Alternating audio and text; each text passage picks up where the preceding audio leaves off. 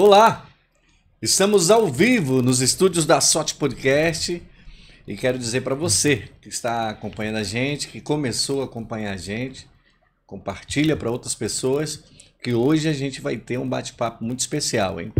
Quero mandar um alô aí para Norte Laje, MG Telecom e os nossos amigos aqui da técnica, meu amigo Elvis, parceiro aqui da SOT. É um dos proprietários aqui da SOT junto comigo. E, gente, é o seguinte, eu vou começar aqui. Ele é jovem pra caramba. Muitos confundiam ele com o Giannichini. É, muito inteligente. A gente vai bater um papo sobre juventude, tecnologia, política. Mas antes disso, senhoras e senhores, vocês dois vão me ajudar aí nas palminhas. Me ajude a receber Lucas Rabelo. Uma salva de palmas. Muito obrigado pelo convite. É um prazer estar aqui. Já conversamos, né? Uma vez, recebi o convite para estar aqui. Gostei muito do ambiente, fui muito bem recepcionado. E vamos conversar sobre esses assuntos e depois a gente abre para o pessoal aí.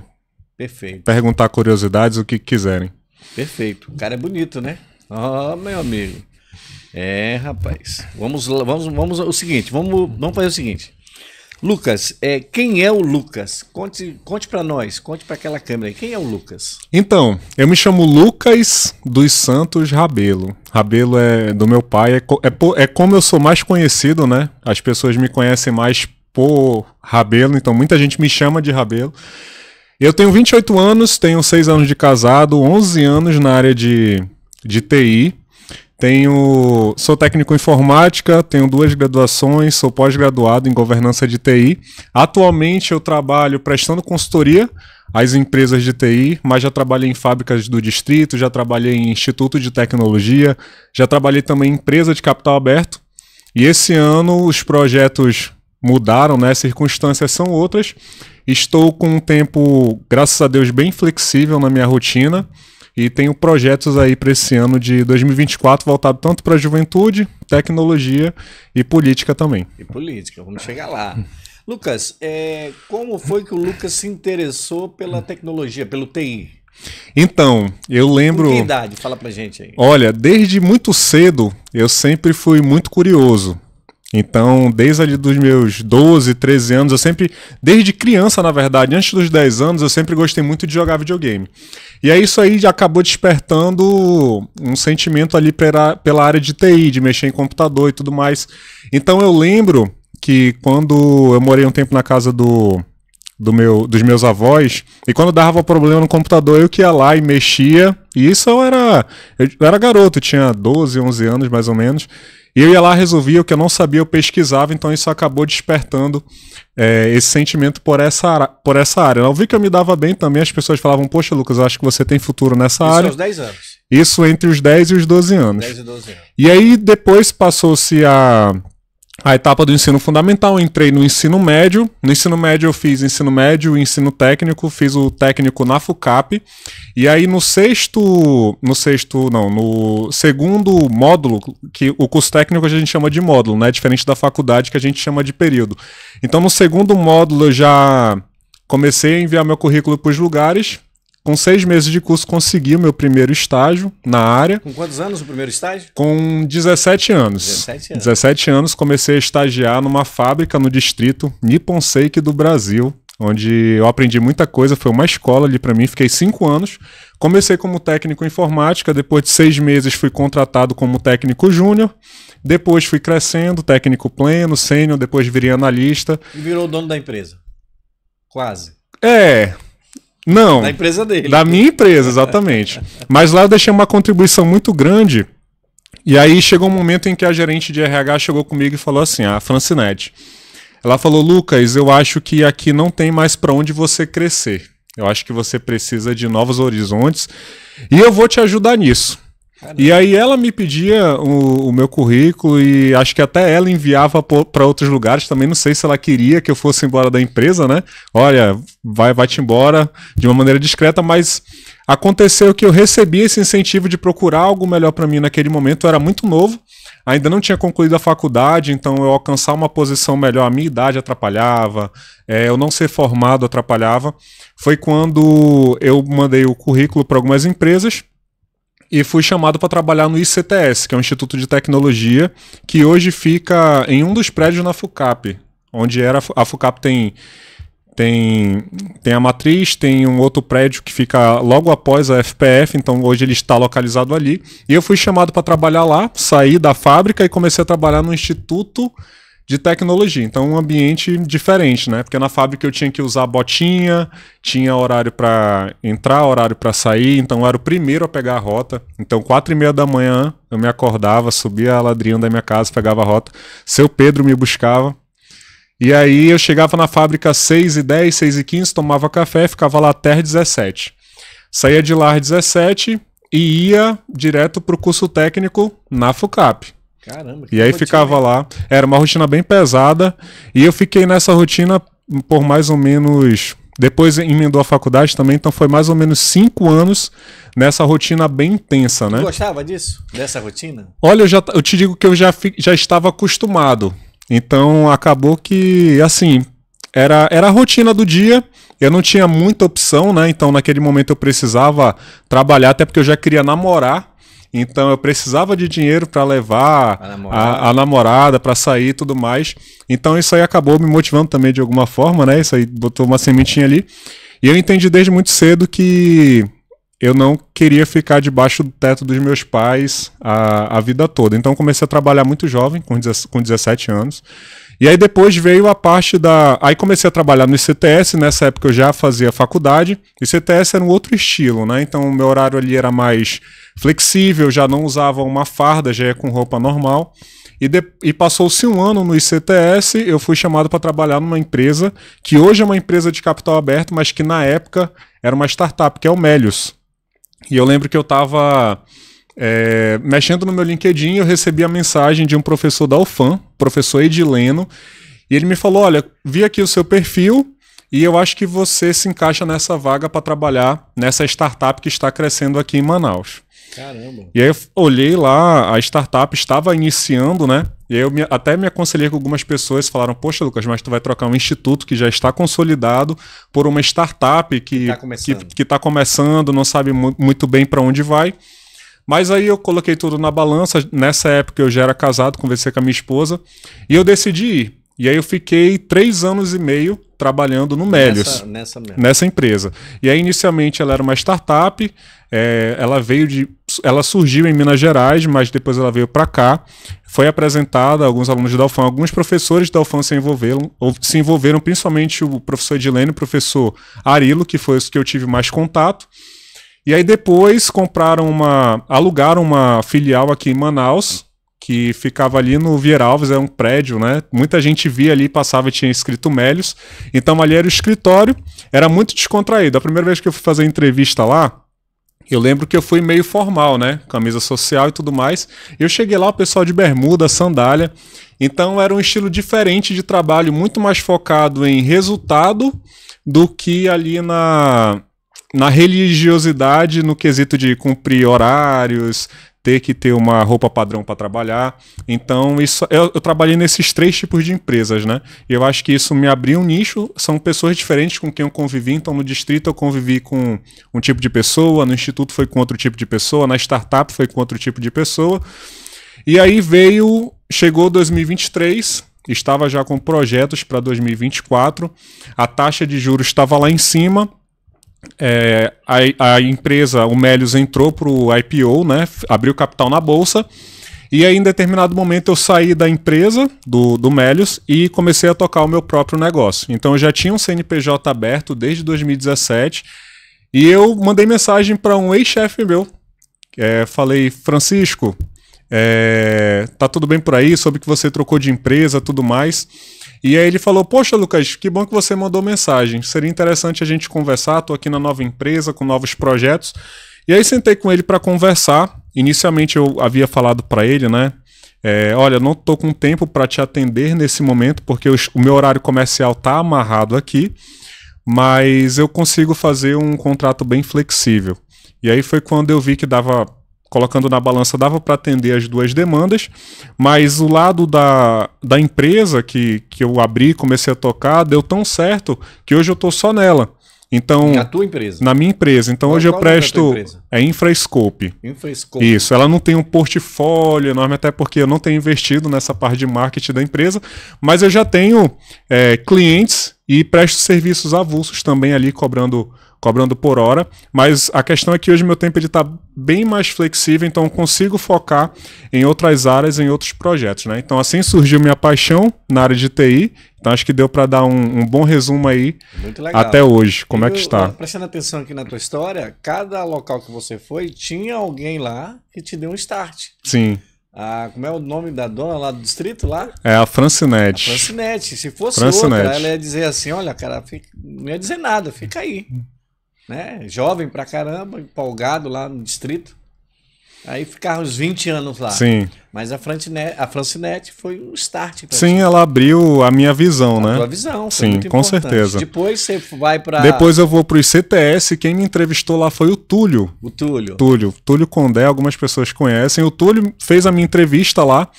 Eu gostei muito do instituto e acabei ficando lá por 1 ano. E aí depois eu tive contato com o professor Edilena, que me apresentou o professor Arilo, que na época era o diretor de produto do Melius. E aí fiquei lá no Melius quase 4 anos. Muito legal.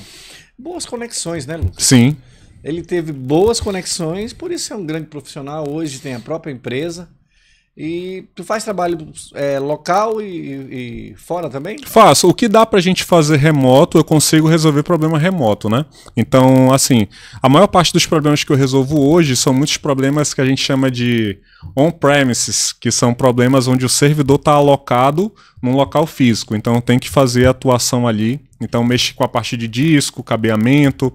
Então, isso aí eu faço muito hoje. Acho que é o carro-chefe do que eu faço, mas... Eu também já trabalhei, por exemplo, quando eu trabalhava no Melius, por um tempo a gente teve um data center aqui em Manaus, mas depois a gente migrou tudo para a nuvem.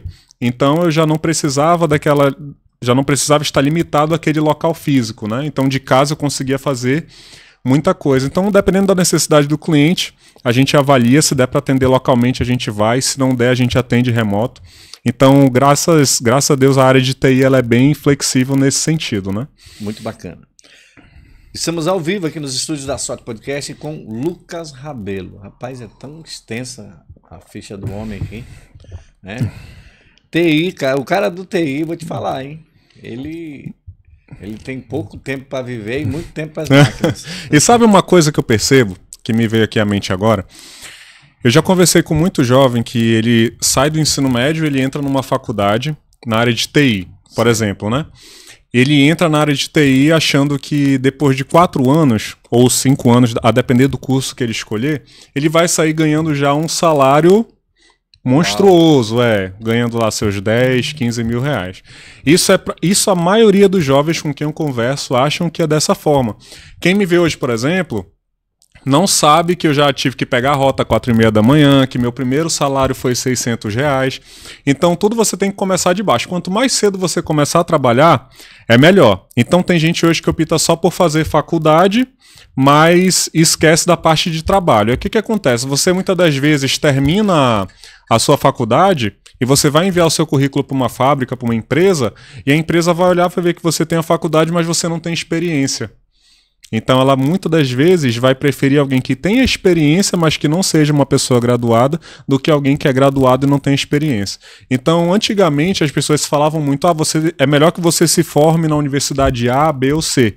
Hoje em dia dificilmente as pessoas olham para onde que você formou. Logicamente que tem áreas ali, por exemplo, direito, medicina, algumas áreas bem estratégicas, onde a sua formação, onde o local onde você se formou vale muito. Mas, por exemplo, a área de TI, eu conheço amigos hoje que nem faculdade de TI tem, o cara é formado em logística, mas ele é tão bom desenvolvendo, gerindo produtos de software, que ele já tem uma posição alta, um salário bom. Então hoje você começar a estudar cedo, lógica de programação, uma linguagem específica, para quando você tiver ali seus 20, 21 anos, você já está bem consolidado, porque a faculdade hoje ela te entrega o básico, né? Ela te entrega ali o feijão com arroz, e o resto você tem que deslumbrar, pesquisar, ser curioso.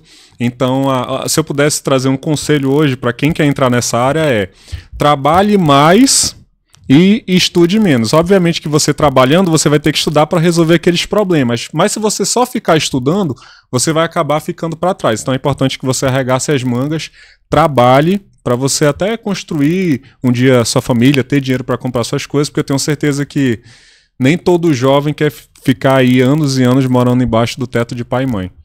É o que aconteceu contigo, né? Sim. O Lucas tem uma vida bem resolvida, casado há quantos anos já? 6 anos. Qual é o nome da esposa? Elizabeth. Elizabeth. Tá me assistindo agora. Tá assistindo. Parabéns. O casal aí, com certeza. Ela também é da área do TI? Também? Ela é gerente de produto. Então ela entrega a demanda, ela conversa com o cliente e entrega a demanda para os desenvolvedores, né? Então ela faz esse meio de campo.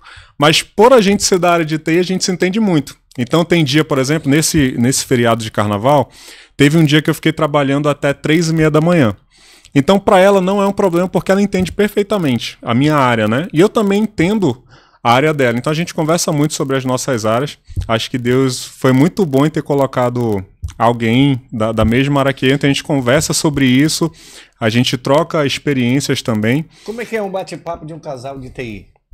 Às vezes ela chega comigo e fala algum problema lá do time dela. E aí eu falo, eu resolveria desse jeito aqui. Aí eu chego e falo para ela um problema que eu tenho em determinado cliente. Ela fala, eu acho que seria interessante resolver por isso aqui. Caramba, que então, legal. Eu resolvi desse jeito no meu trabalho, acho que pode dar certo no teu. Então a gente troca essas figurinhas e a gente tem muita coisa em comum. Obviamente que todo relacionamento tem seus problemas, mas graças a Deus a nossa relação é bem de parceria mesmo. Eu casei muito jovem, né? Casei com 22 anos. E ela? E ela ainda não tinha, ela tinha 22 também. Eu tinha 22, ela tinha 22. E aí eu lembro que depois que acabava as reuniões na fábrica do distrito, nessa época eu ainda trabalhava na fábrica do distrito, no meu primeiro emprego, acabavam as reuniões e o pessoal continuava dentro da sala. E aí eu ficava, acabou a reunião, por que o pessoal continuou dentro da sala? Ficava curioso. E aí eu ficava lá na minha, né? Era técnico em informática, eu só levantava depois que todo mundo levantava para não ser mal educado. E aí o pessoal começava a questionar, poxa, Lucas, tu vai casar agora? E aí ficavam mais meia hora discutindo, tentando me convencer para não casar. Para não casar. Olha só, os amigos do Lucas aí. Amigos não, pessoal do colega de trabalho, né? Né? Mas assim, em relação a casamento, pegando esse gancho, as pessoas elas geralmente aconselham aquilo que elas viveram. Então, se você ouvir muito assim, casamento é ruim, casamento não presta. É a experiência daquela casamento pessoa. Vai te atrasar, é a experiência daquela pessoa. Exatamente. Assim como se você conversar com alguém bem sucedido no seu casamento, a pessoa vai falar casa, é bom, é maravilhoso. Então vai muito de com quem você está conversando sobre isso. Verdade. Eu quero aproveitar, eu tenho 32 anos de casado com a minha digníssima Lauriane Gomes, minha esposa. Me deu 5 filhos lindos. E eu vou te dizer, é um desafio. Além de ser um desafio, é muito prazeroso também, Lucas, você todos os dias amar a mesma mulher. É fácil trocar. Eu vou ali e troco, namoro, pego, né?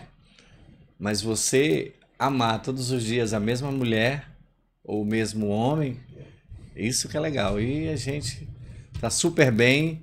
Quero mandar um beijo para minha esposa, Lauriane Gomes. O Lucas tocou no assunto aqui e agora eu fiquei empolgado. Já ganhou os pontos. Ganhei os pontos. Obrigado. Lucas, qual conselho você dá para essa juventude? Vamos falar de juventude agora? Vamos. O que a juventude está deixando de fazer ou perdendo oportunidades aí? A tecnologia está aí aberta para todo mundo. Sim. Hoje a gente está tendo um boom aí de inteligência artificial, né? Acho que todo mundo já ouviu falar nisso. É uma boa área para você entrar, para você começar a estudar.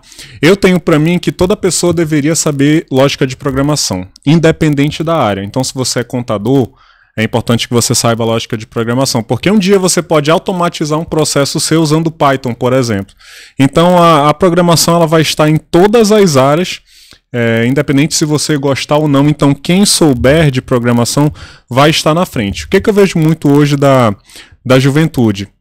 Muitas das vezes por conta de uma criação não muito estruturada ou talvez de falta de conselhos, eu vejo que muitos jovens, eles não conseguem criar uma perspectiva de vida. Então, se você chegar com um jovem e perguntar assim, onde você quer estar daqui a 5, 10 anos? E ele vai responder, olha, sabia que eu nunca parei para pensar nisso? Eu tô aqui no videogame. Está entretido com tantas outras coisas que não parou para pensar no futuro, né? E aí vão passando-se os anos, chega os 20, 25, 30 anos, aí o jovem, que agora já está virando um adulto, olha para trás e vê que não conseguiu construir nada porque ficou ali sonhando, pensando. Então, planejamento é necessário, principalmente nessa fase, né? A fase de plantar. Então, terminou seu ensino médio, se você puder, você que é jovem, que ainda está no ensino médio, se você puder fazer em paralelo, por exemplo, o ensino médio junto com o ensino técnico, é altamente recomendável, porque você fez. Eu fiz. Então, se você entra na faculdade e você já tem o técnico, você já consegue um estágio ou um emprego como um menor aprendiz mais facilmente. E aí, depois que você termina essa graduação, você já tem muito mais experiência. Então, aquela promoção que você só iria alcançar depois de anos que você terminaria a faculdade, você pode reduzir esse tempo, caso você já tenha essa experiência mais cedo.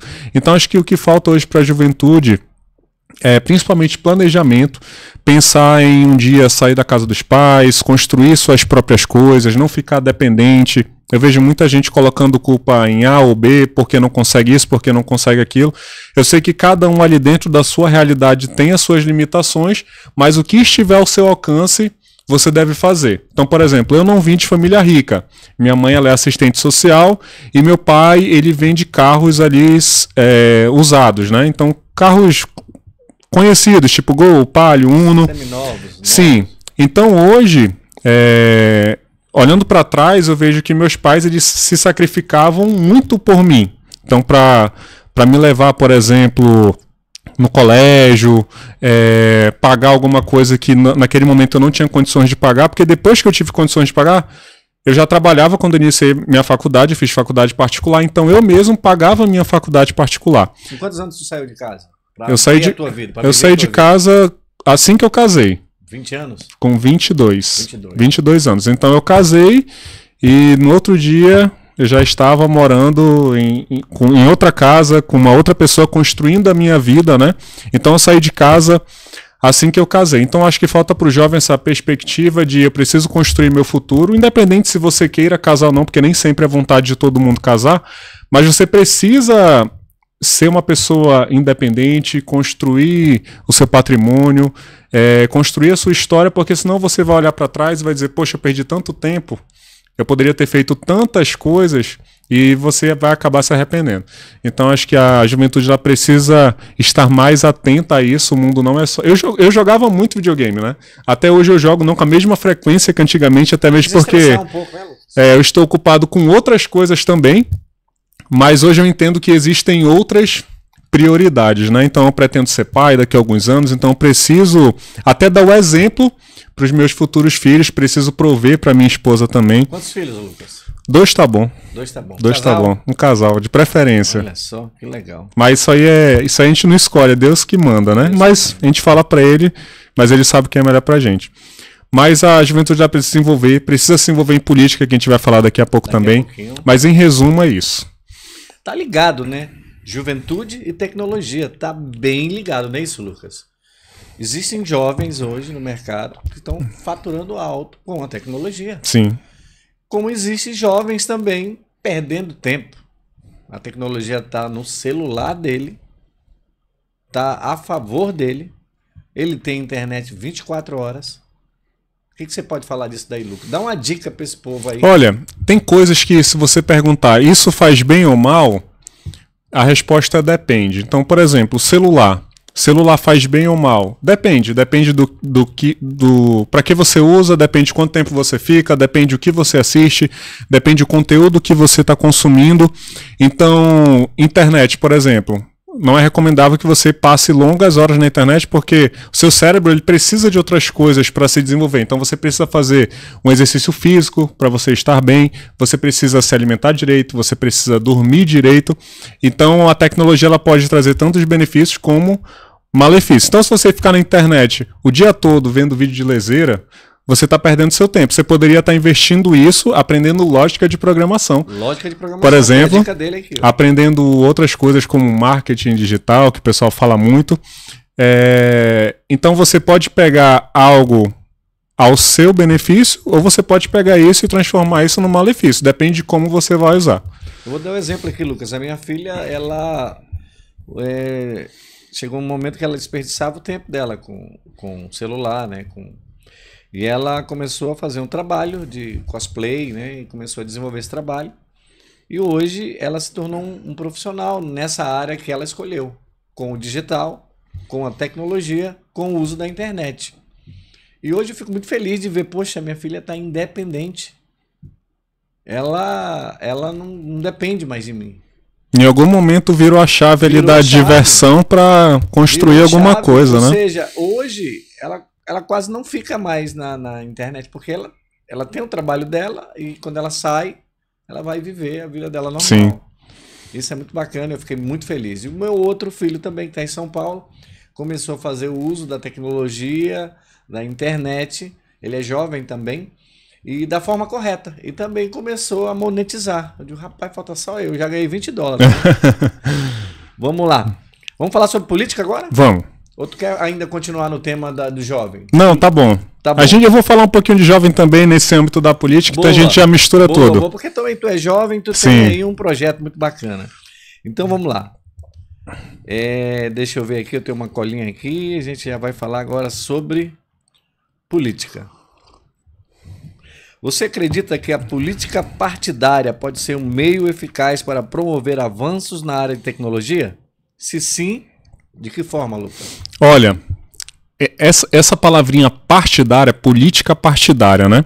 Eu acho que todo mundo, acho que qualquer pessoa pode ser político independente de ter um cargo, né? Acho que a política é você dialogar, você ouvir as pessoas, você ouvir as demandas e tentar contribuir de alguma forma. Como que isso se encaixa dentro da tecnologia? Aqui em Manaus, por exemplo, a gente tem a lei de P&D. Por isso que a gente tem tantos institutos instalados aqui. Então hoje, lei de P&D. Que é Lei de Pesquisa e Desenvolvimento. Certo. Então a gente tem muitos institutos instalados aqui hoje. Então CIDIA, FPF, CTS, CREATOS. Temos uma gama de institutos produzindo, principalmente para as fábricas aqui do Polo Industrial de Manaus. Então tem muita coisa da indústria 4.0. Por exemplo, na empresa que eu trabalhei, na Nippon, e num cliente também, na Flex, eu lembro que eles estavam pegando mercadorias do almoxarifado, tirando de um lado do almox e transportando para o outro lado do almox através de máquina. Então aquilo que um operador fazia e corria todo o risco da operação, aquele operador, a partir daquele momento, ele era treinado para manusear aquela máquina, para programar aquela máquina.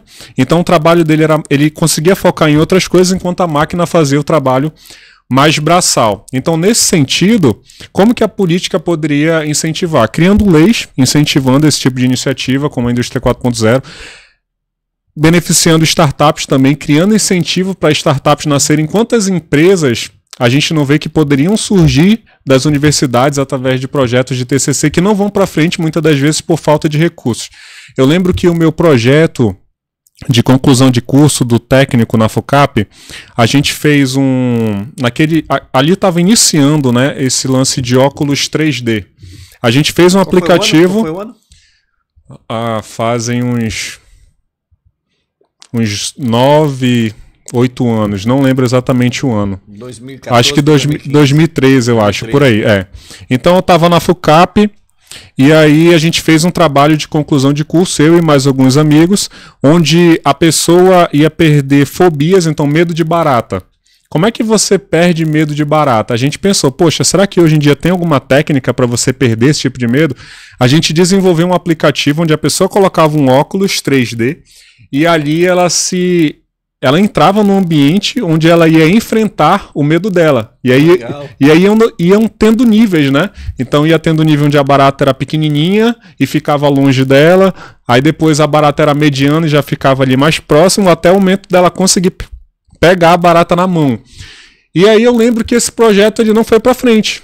né? Porque era ali todo mundo estudante, ninguém tinha muitos recursos e acabou que esse projeto não foi para frente. Mas se tivesse uma lei que incentivasse esse tipo de iniciativa, obviamente que isso poderia ir para frente. Quem sabe hoje não estaria aí ajudando muitas pessoas, né? Tem a questão das emendas também. Então hoje eu não sei te dizer se nós temos deputados ou vereadores que abraçaram essa causa da tecnologia, mas poderia ser incentivado da seguinte forma: tem uma startup que ela inventou um sistema que cuida dos igarapés de Manaus. Vamos limpar os igarapés de Manaus de maneira ecologicamente correta, com baixo custo. Funciona. Tem exemplos, por exemplo.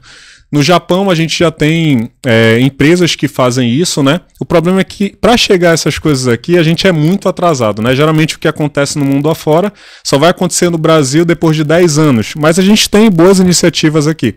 E aí os parlamentares poderiam pegar emendas e investir em projetos nesse sentido. Só que muitas das vezes a gente nem sabe para onde que vão essas emendas parlamentares. Então, projetos de lei, incentivo com emenda e você falar também, né? Então, o político falar que tecnologia é importante, isso dá visibilidade. Então, acho que é isso que falta e eu acho que dessa maneira a política poderia colaborar.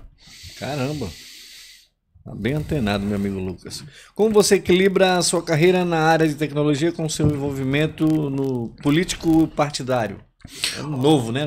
Novo. Hoje eu estou filiado ao Partido Novo, eu me filiei no Partido Novo depois do primeiro turno das eleições de 2022, ali com uma indignação de que eu acho que eu consigo fazer alguma coisa, então aquilo foi crescendo dentro de mim.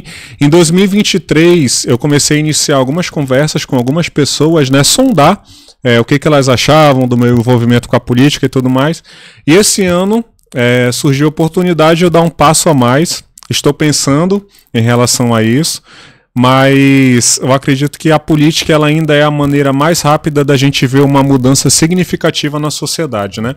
Infelizmente hoje o político ele tem aquele estereótipo de político ladrão, corrupto, arrogante. Infelizmente é porque a maioria deles são assim. Infelizmente acaba que esse personagem pega em outras pessoas também. E isso acontece em qualquer área da sociedade, né? Então, por exemplo, às vezes você fala de pastor. Aí tem pessoas que têm aquele estereótipo de que pastor é ladrão, vai usar a igreja para roubar. Mas sempre existem as suas exceções, e assim como em todo lugar, tem aquelas pessoas que usam do meio para agir de má fé. Então, acredito que a política é a maneira mais rápida da gente ver uma mudança significativa na sociedade. Hoje eu consigo administrar muito bem meu tempo em relação à minha empresa, então eu tenho contratos fechados, eu tenho horas mensais para atender determinados clientes. Obviamente que quando é uma urgência, eu tenho que parar tudo que eu estou fazendo para atender aquele cliente, mas a maioria dos meus clientes eu trabalho por projeto, então eu vou lá, verifico a infraestrutura dele, traço um cronograma de melhorias, vejo o que dá para melhorar, a gente vai trabalhando. Então é bem tranquilo a minha rotina de trabalho.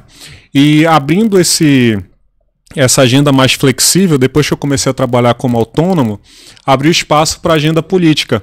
Então hoje eu converso muito com empresários, com pessoas, porque política é você ouvir. Então tem alguém ali que está com um problema, você tem que ouvir aquele problema, avaliar e ver como você pode solucionar. Então, por exemplo, nesse feriado, eu reuni com pessoas, reuni com empresários. Amanhã eu tenho uma outra reunião também, onde eu vou falar do meu projeto.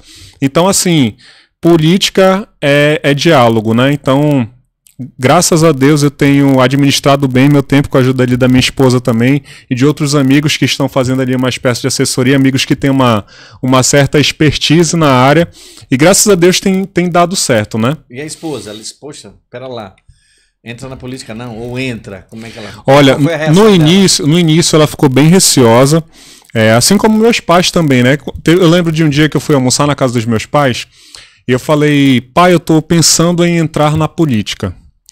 E aí a minha mãe ouviu aquilo, ela falou, menino, deixa de leseira, tu já tem a tua vida estável, tu já tem tua esposa, já tem tua casa, já tem teu carro, por que tu vai entrar para ter essa dor de cabeça?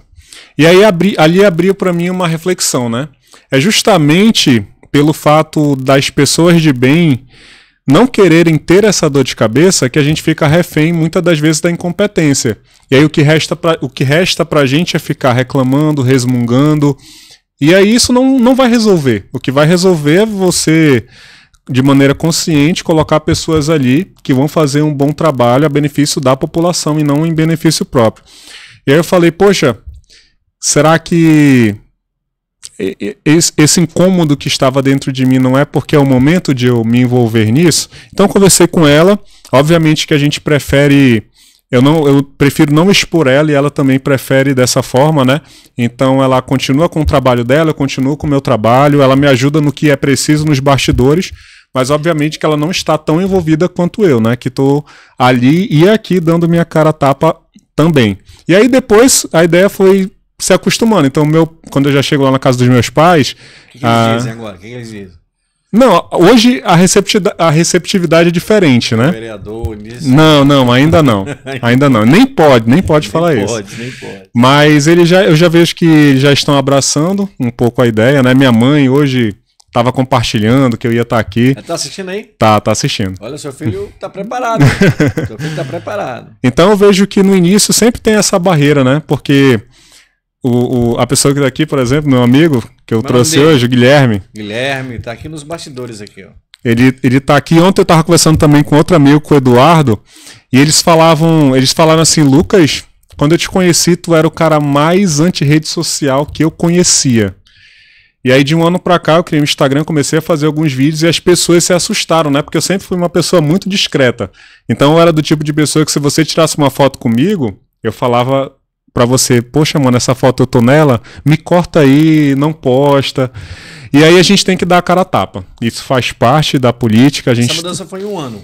Essa mudança. Pra 2024, isso, agora. Essa mudança foi um ano. Um ano, caramba. Foi um ano. Meses aí o homem já tá aqui, ó, palestrando. Isso não é um podcast, é uma palestra. Em um ano, e aí as portas têm se aberto, né? Então eu tenho conversado com muitas pessoas sobre o projeto e as pessoas falam, poxa, Lucas, eu acho que é interessante, mas ainda está em aberto, né? Ainda tem muita água para rolar nessa caminhada. Vamos ver. Quanto tempo você está no Partido Novo? Um ano também? Tem um pouco mais de um ano. Falando no Partido Novo. Quase um ano e meio. Quase um ano e meio. Falando do Partido Novo, já foi falado da pré-candidatura da doutora Maria do Carmo. Maria do Carmo, né? Sim. Eu achei um bom nome para a nossa cidade. Hoje ela é uma pessoa que ela já tem experiência da iniciativa privada, né? Então ela já tem a experiência com gestão, ela tem estudo acadêmico também, então hoje ela é doutora, ela tem o doutorado, tem mestrado. Então assim, a gente vê muitos políticos hoje que fazem da política uma profissão. Hoje, se o cara deixar de ser político, ele não sabe mais para onde ele vai. Muitas das vezes ele não tem nem currículo para conseguir entrar numa empresa, para fazer um concurso, para fazer qualquer tipo de coisa. Então, eles tentam se perpetuar ali justamente porque ali como é que eu posso dizer? É a zona de conforto deles, né? E é por isso que eles brigam tanto em época de eleição. E a Maria do Carmo hoje eu vejo como um nome preparado, sim. Espero que a candidatura dela se confirme posteriormente. Gostei desse nome. E estamos caminhando juntos, né? Já conversou com ela? Já conversei. Converso bastante com a doutora. Ela tem uma receptividade enorme, ela é bem aberta a diálogo, ela é uma pessoa que ouve. Apesar da importância dela, ela sempre tem um espaço ali na agenda dela para ouvir. E ela é uma pessoa muito cética em relação a isso. Ela já é uma pessoa que já tem um certo patrimônio, já tem uma vida construída. Então ela está naquela situação de que ela entrando é para ter dor de cabeça. Ela não precisava ter, mas eu vejo que ela quer colaborar de alguma forma, assim como eu também. Muito bacana. Vamos para mais uma pergunta. Eu estou com uma colinha aqui. Tem várias perguntas para ele aqui. Deixa eu ver essa aqui, se eu já fiz. Qual a sua opinião sobre a regulamentação governamental na área de tecnologia e inovação? E você acredita que isso afeta o mercado de trabalho? Olha, a regulamentação, hoje a gente tem regulamentação para muitas coisas, né? Eu sou a favor da desburocratização do que for possível. Eu sei que existem alguns meios, algumas áreas que devem sim ser reguladas, mas quanto mais desburocrático for, melhor para a pessoa. Então, às vezes, a pessoa quer começar um negócio, quer começar a empreender, e aí começa a vir um monte de lei colocando imposto disso, imposto daquilo, tem que pagar isso, pagar aquilo.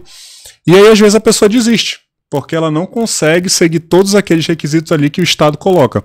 Então, hoje eu sou a favor de um país onde a interferência do Estado seja mínima. Eu acho que não só para essa área, Benício, eu acho que para qualquer área, quanto menos o Estado colocar a mão ali no bolso do cidadão, eu acho que a economia flui mais, porque assim, às vezes as pessoas têm aquele estereótipo de que o empresário é a pessoa malvadona.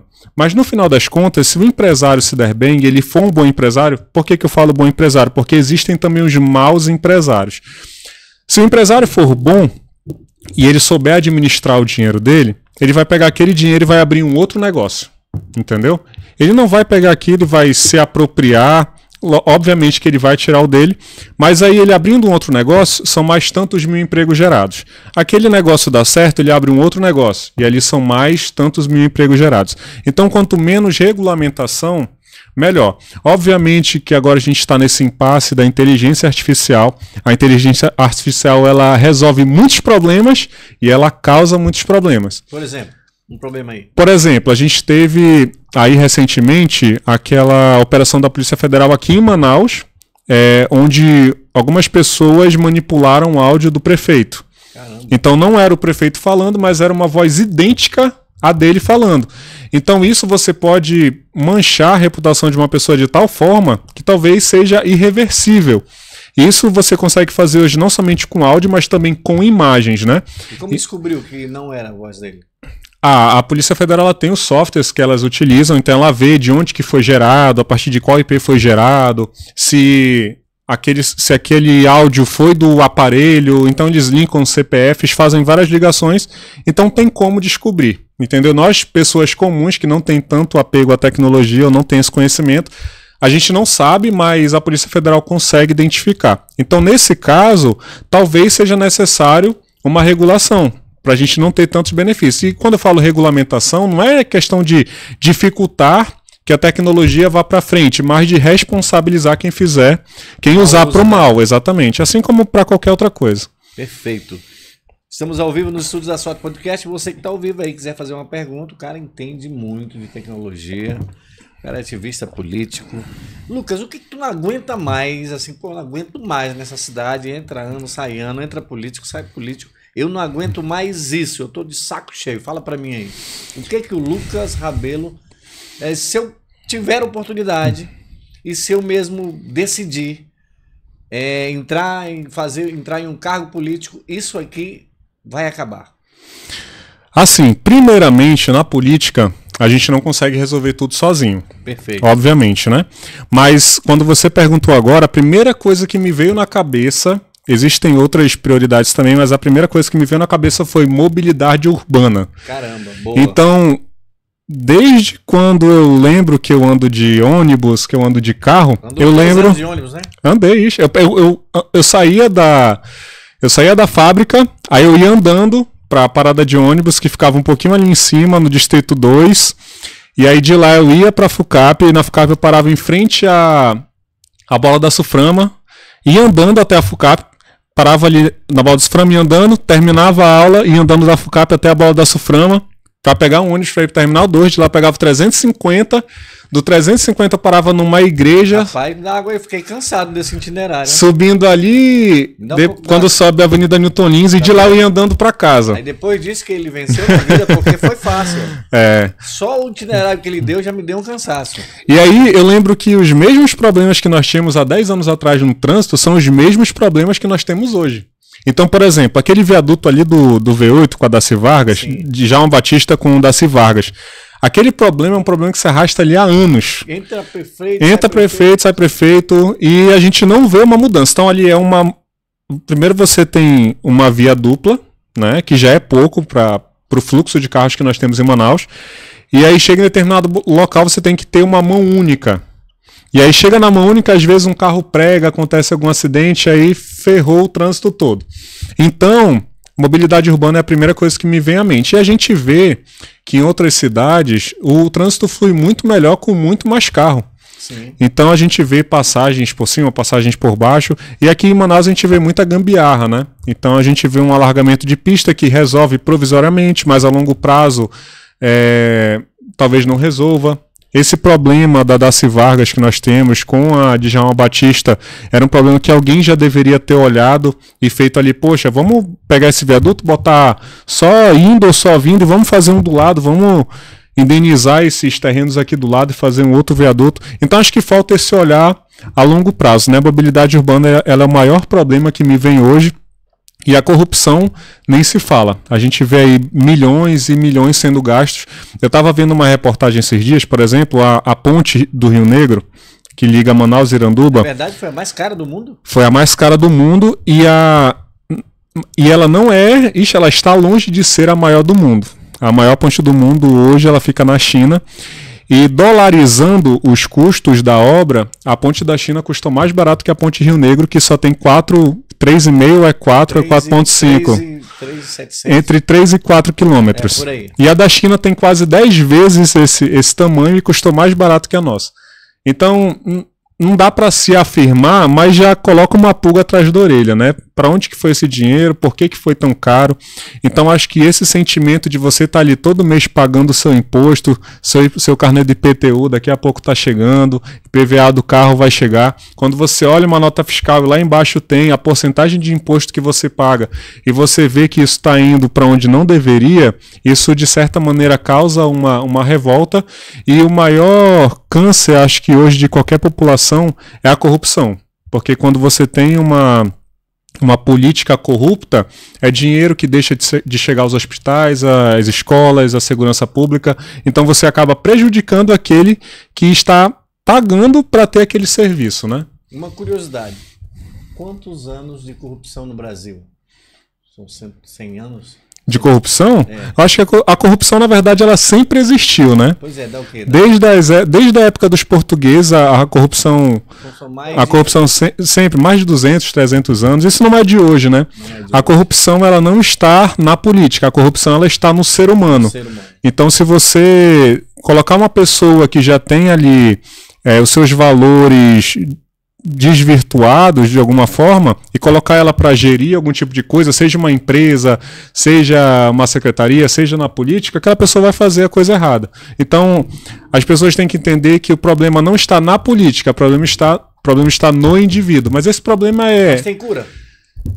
A cura, ela é longa, né? A gente vai ter que mudar aos poucos as pessoas que estão lá. Então, por exemplo, eu sou uma pessoa conservadora e às vezes as pessoas confundem conservadorismo com religiosidade. São coisas completamente diferentes. Tanto é que tem muito ateu que é considerado conservador. O conservador ele é aquele que conserva. Então, por exemplo, eu na posição que eu estou hoje, eu acredito que o modelo em que nós estamos de eleições periódicas, alternância de poder, é a melhor. Né? É a que é utilizada nos Estados Unidos também. Então, se eu não fosse conservador, eu diria que a solução seria acabar tudo. Então, fecha STF, fecha Congresso e por ter esse pensamento conservador, eu acredito que não são as instituições que têm que deixar de existir, mas sim alternar aquelas pessoas ali que estão talvez desalinhadas com o interesse da população. O problema está no indivíduo, não esqueça disso, não está na política. Perfeito. E Lucas, uma curiosidade aqui. Os políticos mais antigos, né, eu acredito que agora, esses próximos anos que vão vir aí de eleições, vai ter muito jovem, vai renovar bastante, porque tem jovens que estão ficando bastante conhecidos, como você, nas redes sociais. O público está conhecendo, gostei dele, jovem, bonito. Ele já tem uma qualidade de vida boa, ele vai vir mesmo para fazer a diferença, porque ele não aguenta mais ficar só olhando e não poder fazer nada.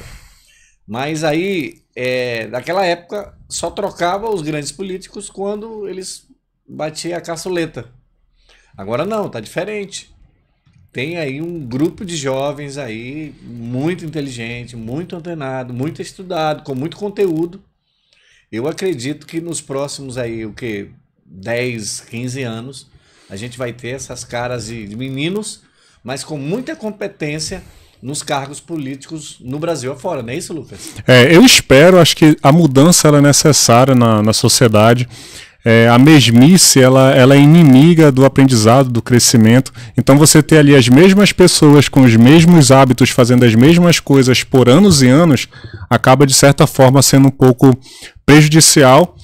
Tanto é que quando você vai contratar uma pessoa para uma empresa, existem o tal dos vícios, né?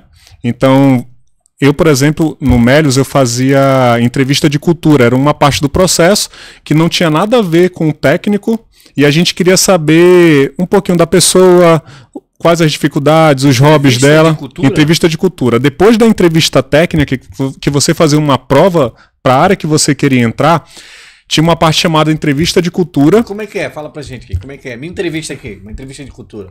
Eu sou o Benício. Eram 3 pessoas, vamos supor que você é candidato a uma vaga de analista de compras na empresa. Perfeito. E aí temos 3 pessoas aqui. Eu sou estagiário de marketing, ele é diretor comercial e aqui na minha frente tem o gerente de TI. São 3 pessoas aleatórias que não tem nada a ver com a sua área, né? Certo. E aí a gente chega falando, Benício, tudo bem? Seja bem-vindo à entrevista. A entrevista hoje não vai ser nada técnica. Então você veio preparado, abre aspas aqui, né? O Benício veio preparado hoje para fazer uma entrevista de compras, falar do know-how dele, das certificações, o que ele sabe, só que a gente não vai falar nada técnico. Então eu vou chegar com o Benício e vou falar assim, Benício, me conta qual foi o feedback mais duro que você recebeu. Aí eu vou lá e falo. Aí você vai lá, foi quando o meu chefe falou que eu não fiz um trabalho direito, que eu precisava melhorar. Beleza. Aí nessas perguntas que não tem nada a ver com a parte técnica, a gente consegue identificar algumas coisas. Se a pessoa vai ter dificuldade de receber um feedback, se ela tem dificuldade de dar feedback para alguém. E feedback hoje é um grande problema. Chefe. Exatamente. Porque conflito sempre vai ter, independente de onde você esteja, né? Tem conflito na escola, no trabalho, na faculdade, em casa. Então, em todo lugar tem um conflito, a questão é como você vai gerir isso. Então, a gente consegue identificar algumas coisas ali, se a pessoa vai ter problema em determinadas áreas dentro da empresa ou não. E aí, na política, você vê as mesmas pessoas e elas já estão com aqueles pensamentos que se alguém chegar lá e der um conselho para ela talvez não vá fazer. Eu lembro que eu tinha um chefe, na primeira empresa que eu trabalhei, eu estava querendo crescer profissionalmente, eu fui fazer alguns cursos da Microsoft. E aí eu saía da FUCAP, ia para o meu curso terminava tipo 11 horas da noite, era ali na frente do Secomis. E aí, depois que eu terminei meu curso, eu fui chegar com o meu chefe e dar algumas ideias para ele. Chefe, a gente tem esses problemas aqui e a gente pode resolver dessa forma que eu aprendi lá no curso. E ele chegou para mim e falou bem assim, Lucas, tu sabe esses cursos que tu tá fazendo aí? Pega ele e deixa ele da porta da empresa para fora. E aí aquilo ali foi um banho de água fria em mim. Mas por quê? Porque ele já estava há tantos anos fazendo um processo daquele mesmo jeito que ele não queria mais ouvir a opinião de ninguém. Então o novo, ele é necessário nesse sentido, né? Então essa renovação é necessária. Na Câmara, são mais ou menos 50% de renovação que a gente tem. Espero que haja renovação esse ano.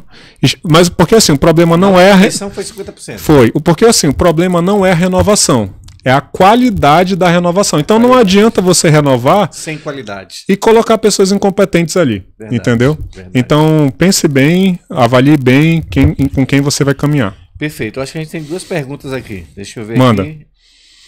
A Luciana, Rabelo sempre muito inteligente nas suas ideias. Fale sobre os trabalhos da cidade. O Tiago também aqui, né? Tiago Machado, é isso? São 2 perguntas aqui. Não, uma está elogiando, que é a Luciana, né? Sempre obrigado. Muito inteligente, um rapaz. E o Tiago Machado tá pedindo para você falar sobre os trabalhos na cidade. Que trabalho será? Trabalhos. Trabalhos? Né? Que tipo de trabalhos? Retrabalhos. Retrabalhos? Retrabalhos? Retrabalho. Ah, tá. Vamos lá. Então vamos falar um pouco de retrabalho. O que é o retrabalho, né? Geralmente quando você não planeja uma coisa, você faz ela do jeito que dá na cabeça e só depois você vai pensar que você fez algo de errado, aquilo começa a gerar algum tipo de transtorno e aí você vai ter que refazer aquilo. Então, por exemplo, acho que o Thiago pegou uma referência aí de um vídeo que eu fiz ali do V8, né? Então alargaram a pista, colocaram os dentes de dragão ali no meio e pintaram os dentes de dragão. Pintou, ficou super lindo. Só que o que que acontece? Passaram o asfalto depois que pintaram, entendeu? Então, o que que aconteceu com a tinta? Sujou. E aí vai ter que pintar em algum momento novamente. Então é dinheiro público sendo ali retrabalhado. Aquele viaduto da Avenida das Torres, por exemplo, você vê que foi feita ali uma obra, mas que o sinal de quem está cruzando a Cidade Nova continua. Já teve acidente de trânsito ali, inclusive. Então, em algum momento, ali vai ter que ter um retrabalho. Então, acho que existem várias coisas nesse sentido que a gente não pode deixar acontecer, que exige planejamento. Agora eu entendi. Os retrabalho é mau trabalho. Os trabalhos ruins que... Sim. Sem Eu tô curioso para saber o que o Alves está rindo aí. Eu também, tô curioso. Eu acho que ele tá rindo de mim. Eu não li direito aqui. Tem outra pergunta aqui, vamos lá. Manda. Olha, não desconcentra a gente não, hein? Christian Lopes. Christian Lopes, um forte abraço. Grande Christian. Ele esteve aqui com a gente, um jovem com muito futuro, um ativista político, advogado. Um abraço para você, meu querido. Gostei muito de você, hein? Eu quero ver você aqui de volta. Logo, logo. Ele está perguntando aqui, na sua ótica, qual o maior desafio que os jovens enfrentam quando se dispõem em fazer a boa política? Acho que a primeira barreira é você não se corromper. Porque o que que acontece? Antes de você se tornar político, você já recebe propostas. Né? Propostas indecentes, propostas que vão contra os seus valores. Então antes de você tomar a decisão de entrar, você já tem que tomar a decisão de que você não vai se contaminar e que você vai seguir pelo certo. É difícil? É muito difícil, mas é possível. Então acho que a primeira decisão é você não vender os seus valores, porque vão aparecer os tais peixes grandes, né, da política e vão querer usar você talvez como massa de manobra ou como bucha de canhão para algum outro candidato maior. E a gente tem que ver também que o jovem, dependendo da idade, dependendo ali da construção de vida, ele talvez não tenha tantos recursos. Então, por exemplo, eu estou entrando, mas até o momento todo investimento que eu estou fazendo para esse projeto, ele está sendo tirado com recursos próprios. Então eu comprei uma câmera para me gravar, comprei o microfone, comprei o tripé para eu fazer lives. Então acho que o jovem entrar na política, ele tem que entender que não vai ser fácil, é possível, tem que ter muita determinação e você tem que estar do lado das pessoas certas. Porque se você se acompanhar com mais pessoas, possivelmente você já vai se desviar ali do caminho que você queria trilhar. Muito bacana. Eu acredito que vai ter uma renovação muito grande. Já começou ano passado, retrasado, né? Foram 50%. Eu acredito que esse ano vai ser um pouquinho a mais, porque tem muita gente boa aí se destacando, muita gente boa aí vindo, muito jovem, né? Sim. E com a ajuda do digital, da internet, ficou ainda possível. As portas são mais abertas no digital. Estão mais abertas. Apesar do trabalho de rua não ser menos importante. Boa. Como você vê o papel dos governos na promoção da inclusão digital e no combate à desigualdade, ao acesso à tecnologia? Isso é um problema muito grave, principalmente aqui no Amazonas, né? A gente tem muitas cidades onde estão isoladas ali de alguma forma. E você chegar com uma solução, por exemplo, talvez o Starlink, que é a empresa do Elon Musk, onde você pega a internet via satélite em regiões remotas, isso talvez não seja interessante para determinados governos que querem manter o monopólio da internet naquela região, por exemplo. Então, muitas das vezes, os governantes eles querem manter o público privado a uma determinada informação, a um determinado recurso, justamente para eles ficarem refém daquele governante, daquele governo. Existe ainda alguma cidade que não tem internet aqui? Não. Hoje todas as cidades já têm internet. Com Starlink isso já acabou. Então, onde você botar Starlink, você vai ter acesso à internet, sim. Caramba, foi da hora isso daí, né? Sim. Isso é uma cultura que tem que ser incentivada e mudada com o tempo, né? Então você chega com uma antena de Starlink lá, talvez a pessoa não saiba mexer, não saiba como fazer muitas das vezes, mas você ensinando e mostrando o caminho das pedras, depois que a pessoa experimenta a tecnologia, dificilmente ela quer voltar para a vida anterior a ela. A tecnologia traz muitas coisas boas em muitos sentidos. Perfeito. A gente já tá quase 1 hora, hein? Passou rápido, né? Passou rápido. Ele chegou aqui no início, caramba. Tô meio nervoso. Eu sempre fico nervoso, apesar de não parecer. O homem tá igual um metralhador aqui, não para de falar, gente. Vamos lá. Como você acredita que a tecnologia pode ser utilizada para aumentar a participação cívica e fortalecer a democracia? Repete a pergunta, por favor. Igual debate, né? Estão mandando umas perguntas complexas aí. Vamos lá. Como você acredita que a tecnologia pode ser utilizada para aumentar a participação cívica e fortalecer a democracia? É possível? É possível. Vamos lá. Hoje, isso aqui é uma ideia remota que talvez venha a acontecer. Mas, por exemplo, hoje para você ir votar, você sempre tem que se deslocar de onde você está e ir até um colégio eleitoral para você ir lá, digitar um númerozinho e votar.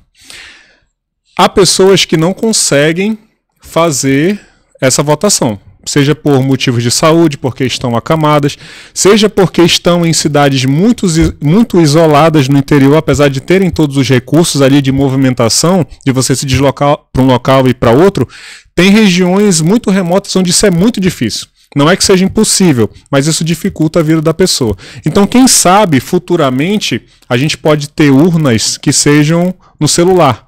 Então, você baixa um aplicativo, logicamente que vai ter que ser investido muito em segurança para que isso aconteça, mas como a pessoa me perguntou como isso pode colaborar para a democracia, para tornar um ambiente mais democrático, pessoas que não votam ou porque estão acamadas ou porque estão muito isoladas, com acesso à internet e o celular vão poder fazer essa votação.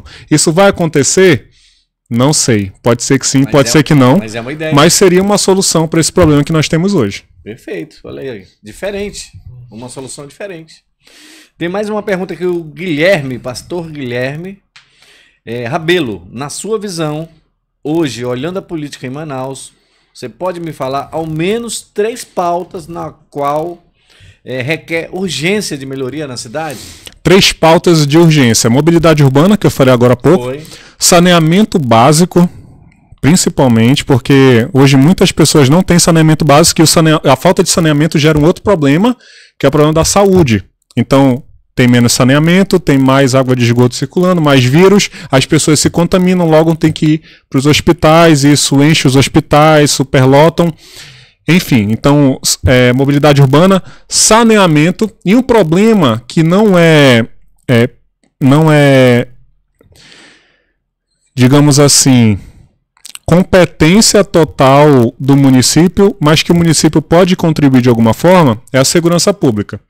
Então, abrindo um parêntese aqui, as pessoas elas têm muita dificuldade de entender, às vezes, o que é papel do município, do estado e do federal, da república. O que acontece? Saúde. O município é responsável pela saúde básica, UBS. Perfeito. Hospital. O estado é responsável pelos hospitais.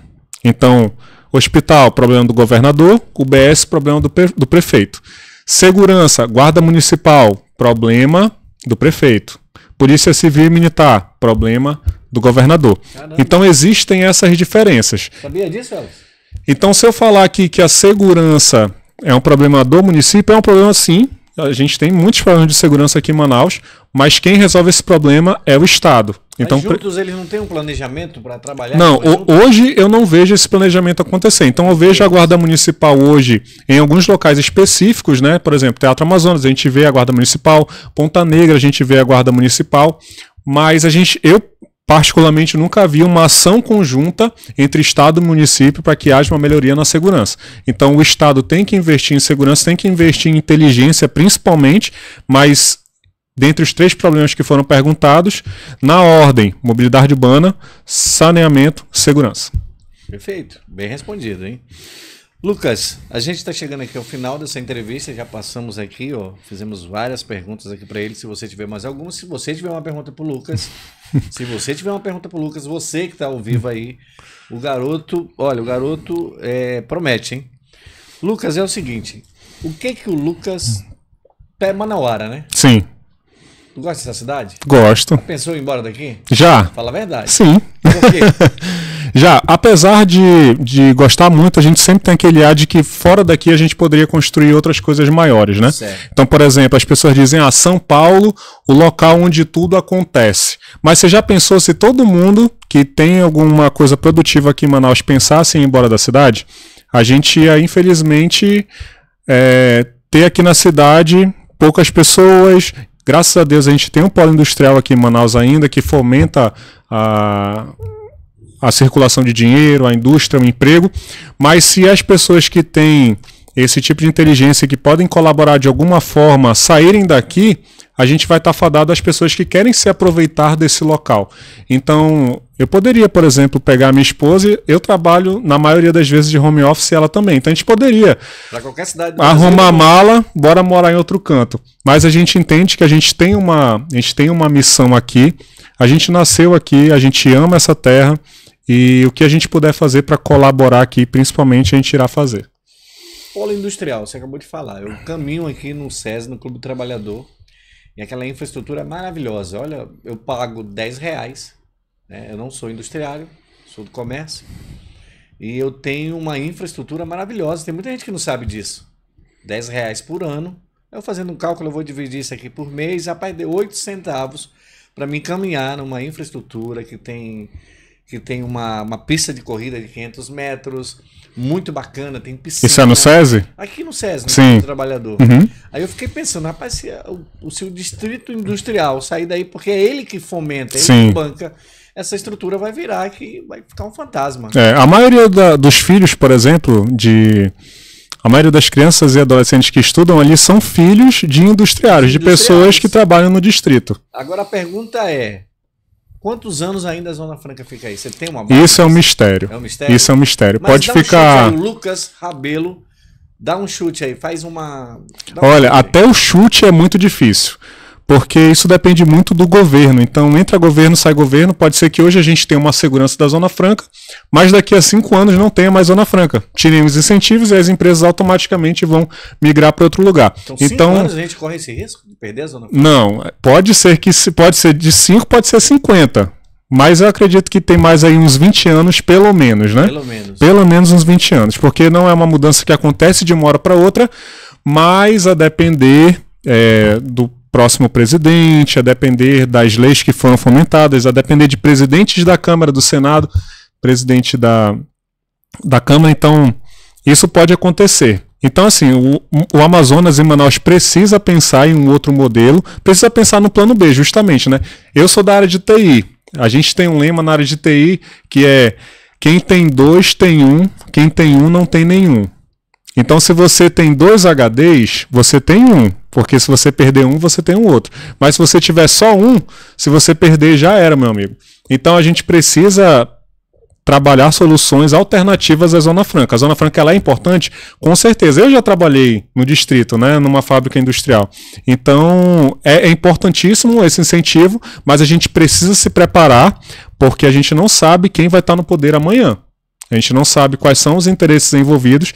Muita gente quer tirar os incentivos da Zona Franca não para prejudicar a população daqui, mas para que outros estados sejam beneficiados. A prejudicar o Amazonas é uma consequência da política que outras pessoas vão querer fazer posteriormente. Então a gente não pode ser inocente a ponto de fechar os olhos para isso. A Zona Franca é importante, mas precisamos pensar em uma alternativa. Nós somos o quê? Qual o PIB do Brasil, o Amazonas? Eu sei que Manaus é o quinto maior PIB. Quinto maior do Brasil, isso. Né? Olha só.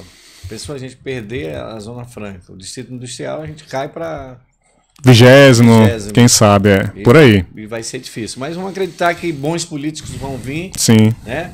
Lucas, eu quero te agradecer. Foi um papo muito bacana. Olha, muito conteúdo. Está preparado. Um jovem preparado. Está vindo aí, se Deus quiser, nesse cenário novo aí. Esse ano é ano de vereador e prefeito, né? Isso. E eu estou torcendo para que a nossa cidade receba mais jovens. Já veio aqui a Rafaela, é isso?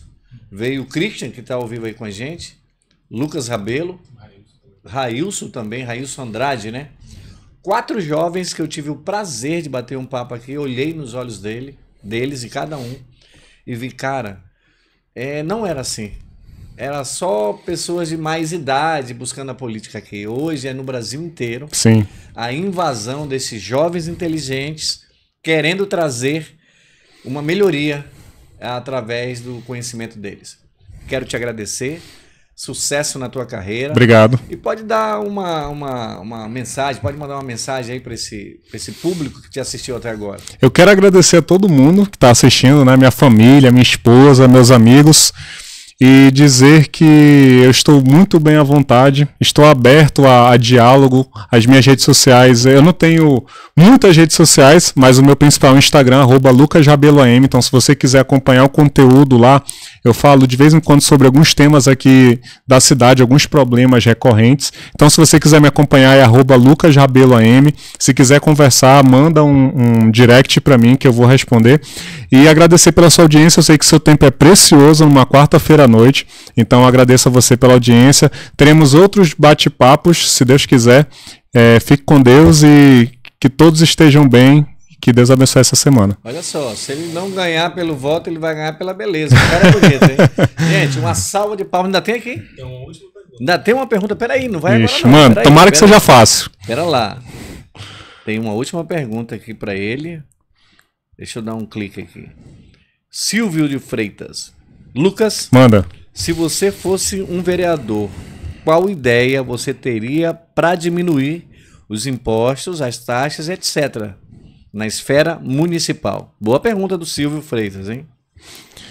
Hoje eu pago o imposto sobre serviço, né, que é o famoso ISS. Então todo mundo que tem CNPJ, dependendo da modalidade ali, você paga mais ou menos imposto para o município. Então você pode fomentar algumas áreas, como tecnologia, reduzindo esse ISS, ou então dando incentivo para que as áreas sejam mais desenvolvidas, você tenha uma maior lucratividade e que você não pague tanto imposto assim, né? Hoje a maior carga de ISS está ali sobre o empresário e, consequentemente, esse imposto ele sempre é repassado para o cidadão. Então, você diminuindo ali o custo do empresário na operação, você acaba diminuindo o custo em que o cidadão, que é o cliente final, basicamente, vai pagar naquele serviço. Então, baixando imposto, você melhora a vida de todo mundo.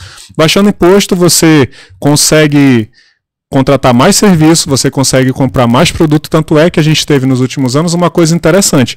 Abaixou-se o imposto e aumentou a arrecadação. Então, isso é uma prova de que essas duas coisas podem andar juntas de maneira harmônica, isso. Muito legal. Então, quero agradecer aí ao Freitas, que fez a última pergunta. Mas ele vai voltar aqui. Ele vai voltar, com certeza. E olha, esses 4 jovens que vieram aqui, como o Lucas veio, vocês têm a minha admiração, o meu carisma, e vocês vão me conquistar, vocês 4. Um dos 4 aí vai ser beneficiado, hein? Um abraço, um beijo no teu coração. Lucas, dá tchau lá. Valeu, gente. Valeu, Elvis. Valeu, meu amigo Guilherme. Ele falou bem baixinho, Guilherme. É o Guilherme. Abraço, valeu, meu amigo. Valeu.